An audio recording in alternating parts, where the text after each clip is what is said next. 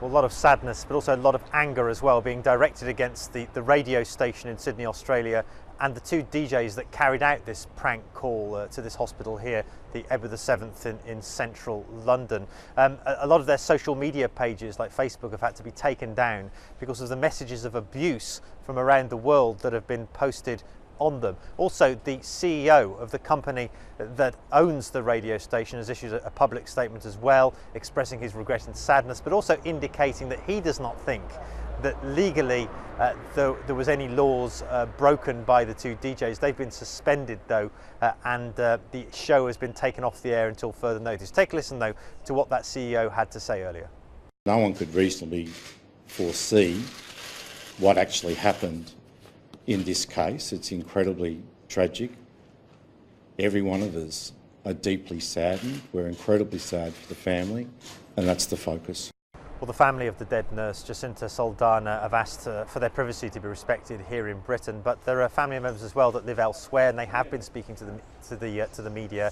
The sister of the nurse lives in the southern Indian state of Karnataka, and she's spoken to the media there. Take a listen to what she had to say about her sister's tragic death.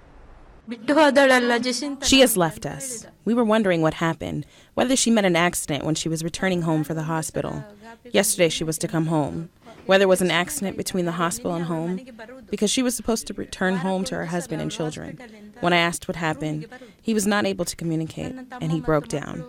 Well, the media reaction here in Britain has also been shocked. The front pages of some of the country's biggest newspapers carrying the story. This one, the Daily Mirror, Kate's agony over hoaxed nurse's suicide. The Daily Mail, also a very popular newspaper in Britain. Kate, our sadness at suicide of prank nurse calls. And finally, The Sun, the best-selling newspaper in the country.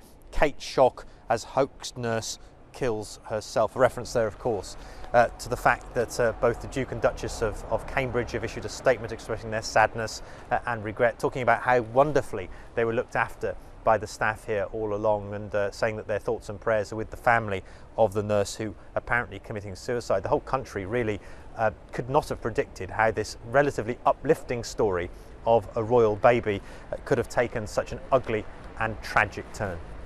Matthew Chance, CNN, Central London.